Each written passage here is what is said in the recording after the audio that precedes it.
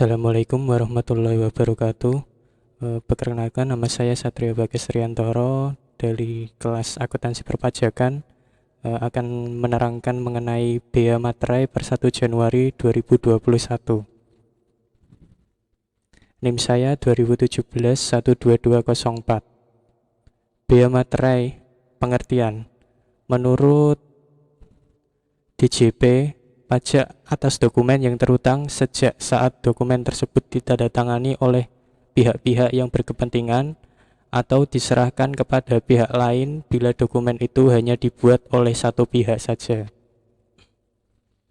Kemudian menurut KBBI atau Kamus Besar Bahasa Indonesia, materai adalah cat tanda berupa gambar yang tercantum pada kertas atau terukir atau terpateri dan sebagainya pada kayu, besi, dan sebagainya, cap, tera, segel. Dengan beberapa kategori materai diantaranya, yang pertama ada materai efek, yaitu pajak materai yang dipungut dari efek. Kemudian ada materai tempel, adalah materai yang berbentuk seperti perangko, ditempelkan pada kwitansi dan sebagainya. Kemudian yang ketiga ada materai upah, yaitu materai tanda pembayaran pajak upah yang ditempelkan pada daftar upah pekerja. Kemudian ada sejarah bea materai. Penggunaan bea materai di Indonesia awalnya diatur dalam aturan bea materai 1921 atau bermana Statsblad tahun 1921 nomor 498. Aturan mengenai bea materai ini kemudian mengalami beberapa kali perubahan. Tercatat diubah dengan Undang-Undang nomor 2 PRP tahun 1965 dalam lembaran negara tahun 1965 nomor 121 yang ditetapkan menjadi UU nomor 7 tahun 1969. Lembaran Negara tahun 1969 nomor 38. Undang-Undang bea materai ini terakhir kali diubah dengan UU nomor 13 tahun 1985 tentang bea materai. Perubahan ini dilakukan karena dinilai sudah tidak sesuai lagi dengan keperluan dan perkembangan di Indonesia pada masa itu. Tarif bea materai naik sesekali sejak 1985. Ketentuan bea materai. Yang pertama ada UU nomor 13 tahun 1985. Harga nominal dokumennya lebih dari 1 miliar dikenakan bea materai 1.000. Kemudian 100.000 sampai dengan 1 juta dikenakan bea materai Rp500. Untuk kurang dari 100.000 tidak dikenakan biaya. Kemudian yang kedua ada PP nomor 24 tahun 2000, lebih dari 1 juta dikenakan biaya materai 6.000, kemudian 250 sampai 1 juta dikenakan biaya materai 3.000. Untuk kurang dari 250.000 tidak dikenakan biaya. Yang ketiga UU terbaru mulai 2021, lebih dari 5 juta dikenakan bea materai 10.000, untuk kurang dari 5 juta tidak dikenakan biaya. Kini melalui revisi UU bea materai terbaru menggantikan UU nomor 13/1985, tarif bea materai dinaikkan dan diubah menjadi satu tarif saja sebesar 10.000. Kemudian berlakunya bea materai elektronik. Bea materai elektronik adalah materai yang digunakan untuk dokumen elektronik. Sebelumnya, bea materai hanya berbentuk kertas dan digunakan untuk dokumen dalam bentuk fisik atau kertas juga. Hal ini didukung dengan adanya UU Informasi dan Transaksi Elektronik atau ITE nomor 8 tahun 2011 pada pasal 5 ayat 1 yang menyebutkan bahwa dokumen elektronik merupakan alat bukti hukum yang sah. Artinya, kedudukan dokumen elektronik ini disamakan dengan dokumen kertas, sehingga perlu equal treatment dokumen kertas dengan elektronik. Berikut jenis materai dalam UU Bea Materai terbaru diantaranya adalah yang pertama ada materai tempel, kemudian materai elektronik, kemudian ada materai dalam bentuk lain yang ditetapkan oleh Menteri wajib memperoleh izin seperti materai yang dibuat dengan mesin teraan materai digital, sistem komputerisasi, teknologi percetakan, dan sistem atau teknologi lainnya. Kemudian cara kerja e-materai dan penggunaan bea materai elektronik. E-materai ini bisa dibilang berbentuk seperti pulsa, jadi konsepnya semacam kode generator yang dibuat oleh sistem. Kode generator inilah yang akan disalurkan melalui penyaluran atau channeling. Kode generator ini akan diisikan semacam dompet digital atau e-wallet. Dompet digital e-materai ini berisi total nilai materai yang sudah dibayar. Channeling ini diterapkan di 4 saluran, yaitu yang pertama ada saluran elektronik H2H. Materai elektronik ini akan langsung terhubung dengan sistem elektronik yang memuat dokumen elektronik, di mana dokumen elektronik ini konsepnya API atau Application Programming Interface, integration atau dari sistem ke sistem.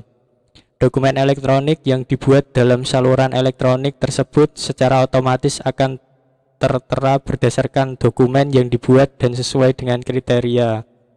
Artinya, saluran ini merupakan sistem host to host atau H2H kepada e-wallet yang dibuat di sistem tertentu.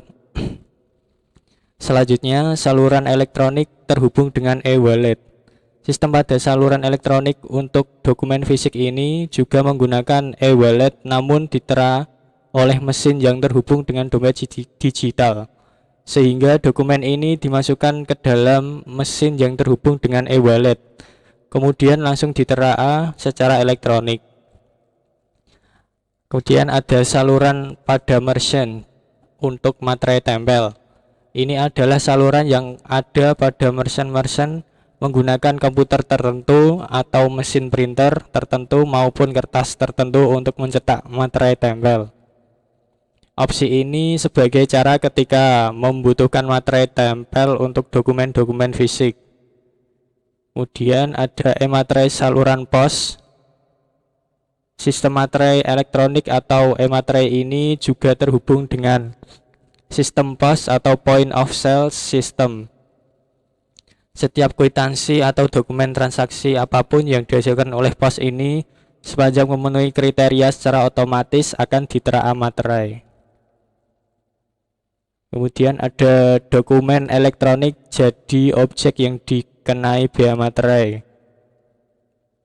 Objek yang harus menggunakan bea materai dalam UU terbaru adalah ada dokumen perdata berupa kertas, kemudian ada dokumen perdata elektronik, kemudian ada dokumen lelang dan dokumen transaksi surat berharga.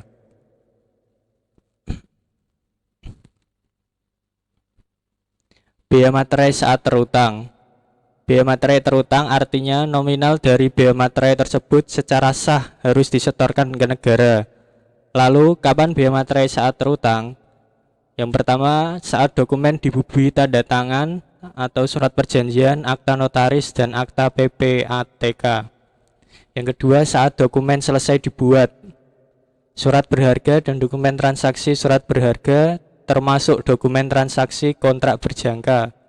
Yang ketiga, saat dokumen diserahkan kepada pihak atau siapa dokumen dibuat seperti surat keterangan, pernyataan, lelang, dan surat yang menyatakan jumlah uang. Yang keempat, saat dokumen diajukan ke pengadilan, dokumen yang digunakan sebagai alat bukti. Yang kelima, saat dokumen digunakan di Indonesia untuk dokumen perdata yang dibuat di luar negeri. Siapa subjek atau pihak yang terutang? Siapa subjek atau pihak terutang bea materai? Yang pertama ada satu, penerima dokumen. Penerima dokumen di sini yang dibuat sepihak terutang oleh pihak yang menerima dokumen. Dokumen ini seperti layaknya kwitansi. Kemudian yang kedua masing-masing pihak. Dokumen yang dibuat oleh dua pihak atau lebih terutang oleh masing-masing pihak. Dokumen ini biasanya berupa perjanjian. Kemudian yang ketiga, penerbit surat berharga.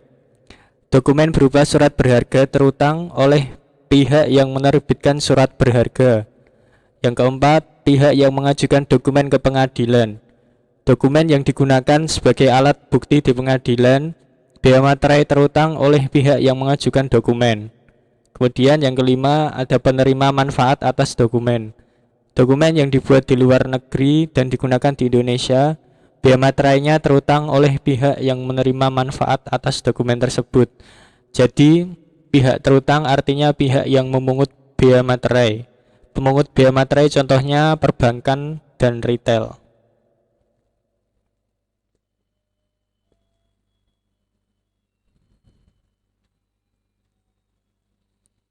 Kemudian ada masa transisi pelaksanaan biaya materai elektronik. Undang-Undang Biaya Materai 2020 mulai berlaku pada 1 Januari 2021. Artinya penggunaan biaya materai elektronik mulai dilakukan. Namun pada saat berlakunya biaya materai elektronik, tidak serta-merta biaya materai kertas otomatis tidak berlaku. Akan tetapi, nilai biaya materai kertas yang digunakan ini dengan menggabungkan nilai yang tertera pada biaya materai paling sedikit yaitu 9.000, ini berlaku hingga 31 Desember 2021. Contohnya, Pak Klik melakukan transaksi surat berharga dengan dokumen yang memiliki harga nominal pengenaan biaya materai. Karena tarif biaya materai dalam UU terbaru adalah satu tarif yakni 10.000, maka Pak Klik harus menempelkan dua biaya materai yakni 6.000 dan 6.000 dengan total menjadi 12.000 atau materai senilai 3.000 dan 6.000 sehingga total biaya materai menjadi senilai 9.000. Sanksi denda dan pidana ini disinkronisasi berdasarkan sanksi administrasi pasal 13 UU Ketentuan Umum dan Tata Cara Perpajakan atau KUP. Yang pertama ada meniru atau memalsu materai, termasuk materai elektronik, materai dalam bentuk lain. Kemudian ada menghilangkan tanda materai tidak dapat dipakai lagi atau sering disebut rekondisi, yakni menggunakan materai bekas. Yang ketiga ada memakai, menjual, menawarkan, dan menyerahkan mempunyai persediaan materai palsu atau rekondisi. Kemudian untuk pencatatan akuntansinya, yang pertama, bagaimanakah pencatatan pengeluaran perusahaan atas pajak biaya materai? Yang pertama, di debit ada biaya materai, kemudian di kredit kas atau bank. Yang kedua, bagaimana pencatatannya jika terdapat sanksi atau denda biaya materai? Debit beban administrasi umum biaya materai, debit beban denda biaya materai, kemudian kreditnya kas. Sekian presentasi atau penjelasan dari saya. Wassalamualaikum warahmatullahi wabarakatuh.